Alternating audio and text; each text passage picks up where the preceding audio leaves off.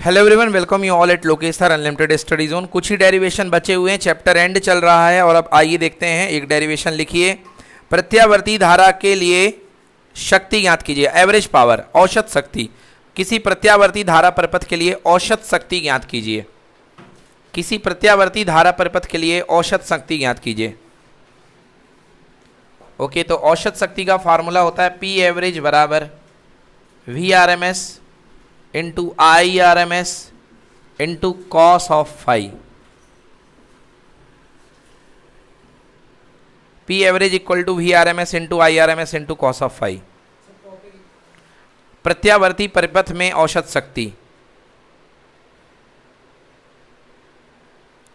प्रत्यावर्ती परिपथ में औसत शक्ति। ठीक है, आ गया समझ में। प्रत्यावर्ती परिपथ में औसत शक्ति पी एवरेज बराबर V R M S into I R M S into cos of phi.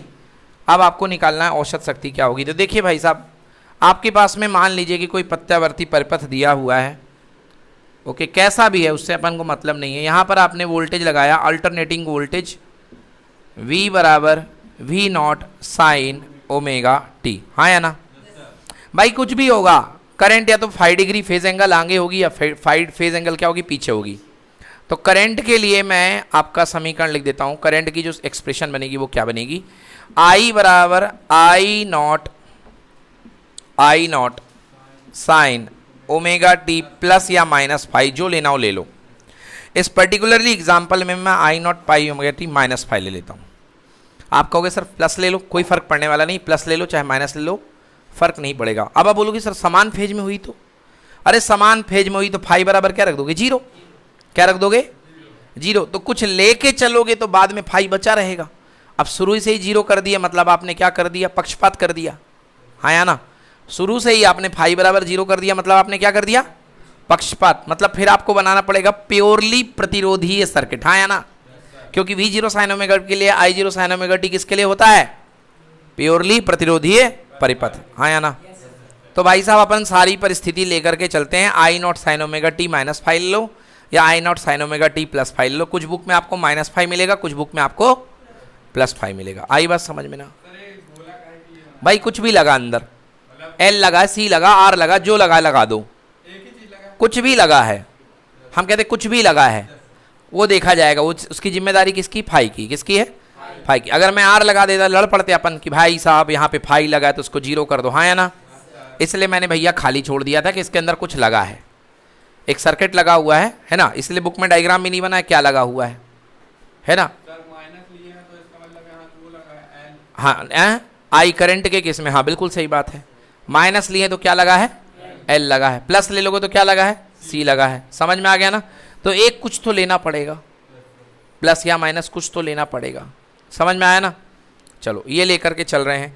अब भैया देखिए अपने पास में आ गया है ना। यहाँ पर फाई क्या है, यहाँ फाई विद्युत वाहक बल और धारा के मध्य का कालांतर है। क्या है, कालांतर। लिखो यहाँ फाई विद्युत वाहक बल तथा धारा के मध्य का कालांतर है। यहां फाई विद्युत वाहक बल तथा धारा के मध्य का कालांतर है।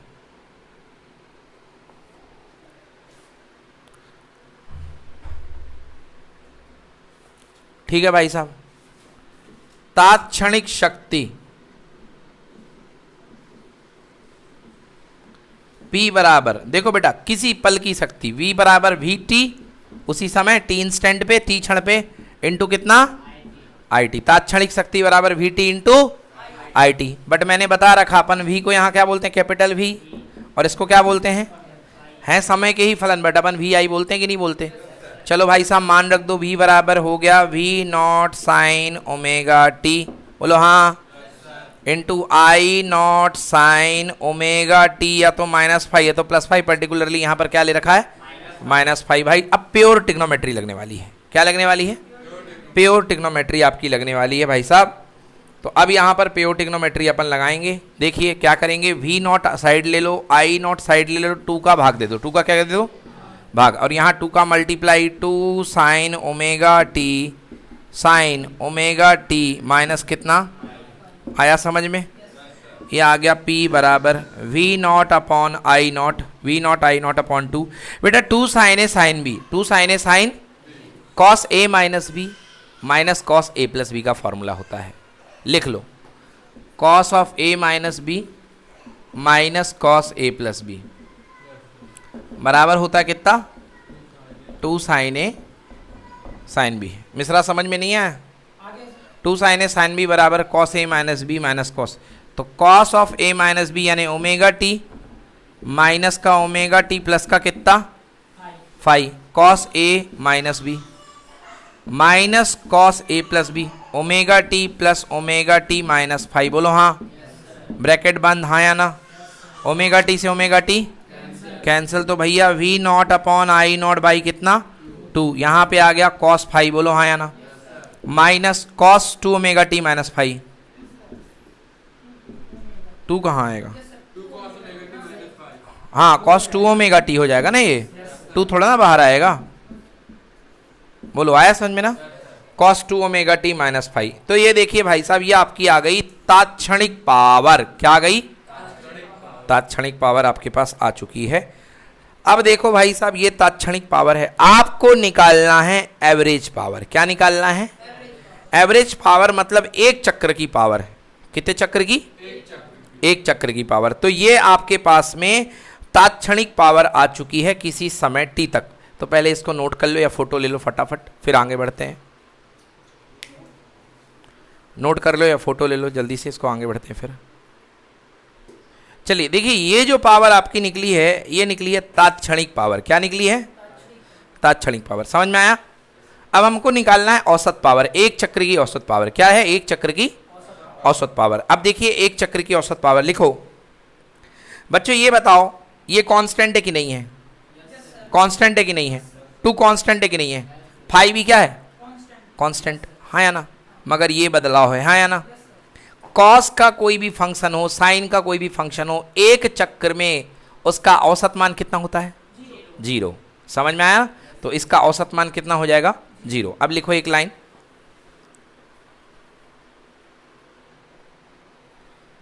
उपरोक्त पावर, उपरोक्त शक्ति किसी क्षण t पर,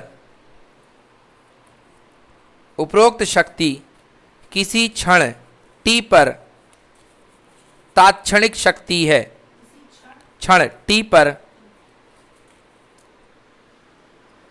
तात्क्षणिक शक्ति है।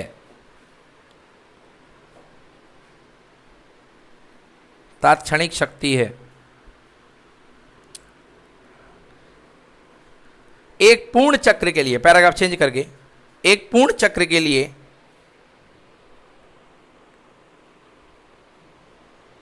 Cos 2 omega T minus phi का, cos 2 omega T minus phi का औसत मान 0 होता है। औसत मान क्या होता है? 0 होता है। Cos 2 omega T minus phi का औसत मान 0 होता है। अब भाई साहब सुनो, अब आप लोग यदि यहाँ पे फाई ले लेते तो क्या आ जाता भाई? देखो, फाई ले लेते तो तब भी sign A sine B, 2 sine A sine B होता कि नहीं होता? बोलो हाँ। भाई साहब तो क्या हो जाता? 2 साइन ए साइन बी तब भी होता तो cos A minus B minus cos A plus B, तब भी तो यही फॉर्मूला लगता ना, हाँ या ना? अगर मान लो बेटा यहाँ पे ओमेगा प्लस फाई हो जाता, क्योंकि तुम ये सवाल बाद में करोगे तो मैं पहले ही बता दूं, अगर ये प्लस फाई हो जाता तो बेटा फिर वही करते, A minus B minus omega T minus omega T, यहाँ पे क्या हो जाता है बेटा? Minus phi. नहीं होता क्या? अरे अभी माइनस माइनस प्लस हो गया यार, और तब प्लस माइनस माइनस हो जाता। बोलो हाँ।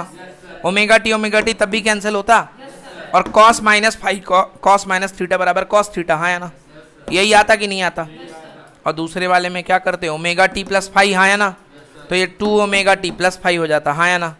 तो जहाँ माइनस है वहाँ क्या आता? अब एवरेज मैंने कहा एक चक्र के लिए पी एवरेज क्या होगा? पी एवरेज एक चक्र के लिए ये वैल्यू किसके इक्वल हो जाएगी? परंतु ये कांस्टेंट है, इनको कोई फर्क नहीं पड़ने वाला, तो भैया V0/2 आई 0/2 इंटू कितना आ गया cos फाई। ये है औसत शक्ति। क्या है ये? औसत शक्ति। अरे मिस्टेक हो गई भाई साहब, बोलो अब ठीक है ना, आ गया। तो औसत शक्ति क्लियर हो गया ना, ये हो गई है ना cos फाई। तो ये अपने पास औसत शक्ति होगी, क्योंकि एक पूर्ण चक्र में इसका मान cos का फलन हो या साइन का फलन हो क्या होता है?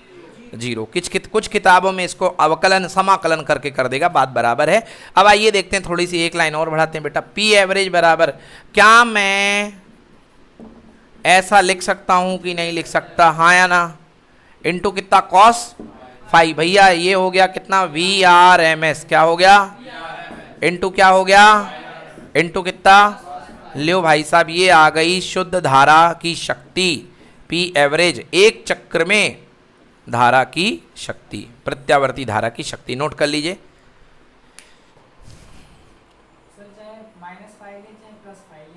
आएगा यही, कोई फर्क नहीं पड़ेगा।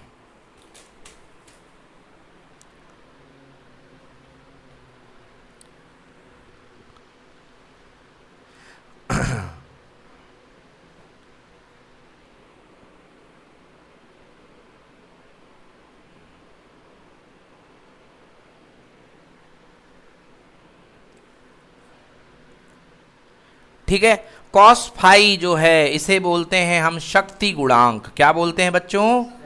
शक्ति गुणांक। cos फाई का मान कहलाता है शक्ति गुणांक।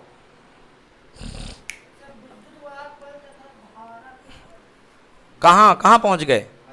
ये नहीं लिखे थे क्या पहले? यहां फाई विद्युत वाहक बल तथा धारा के मध्य का कालांतर है। गुणोत्तर गुणांक, गुणवत्ता गुणांक भी आएगा। हाँ आएगा। गुणवत्ता गुणांक किसी कॉइल की क्वालिटी बताने के लिए यूज होता है, परिपथ की क्वालिटी के लिए आएगा, चिंता क्यों करते हो? हाँ इसी में आएगा, छोटे छोटे प्रश्न है वो देखेंगे अभी। बेटा आ गया समझ में? ये आ गया।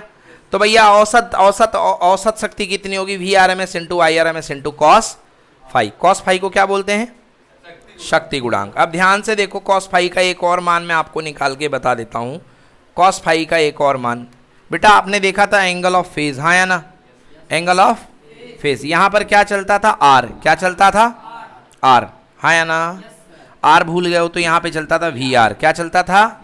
VR बराबर होता था I इंटू कितना?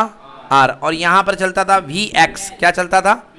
हाँ मतलब वही L मान लो, L मान लो, X मान लो, मतलब जो भी था VX मतलब इंडक्टर कैपेसिटर, इसको V मान लो। तो या तो यहां बेटा होता था IXL या नीचे की तरफ IXC। समझ में आया ना? दोनों को हल करने के बाद यहां पर कुल वोल्टेज आता था कि नहीं आता था? और V बराबर कितना होता था? IZ। क्या होता था? भूल गए क्या? V। हाँ तो V बराबर, हाँ ठीक है, VL बराबर I इंटू XL। याद आया? I इंटू XL ऐसा होता था। सॉल्व करने के बाद यहां पर क्या आता था? I into Z। याद आया? ये एंगल क्या होता था बेटा? फाई। तो cos फाई जिसको बोलते हैं शक्ति गुणांक, क्या बोलते हैं? cos फाई बराबर क्या होता है? आधार बटे कर्ण। आधार कितना है? कर्ण कितना है?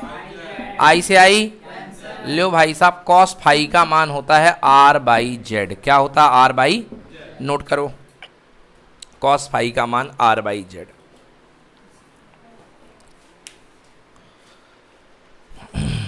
cos फाई को बोलते हैं शक्ति गुणांक।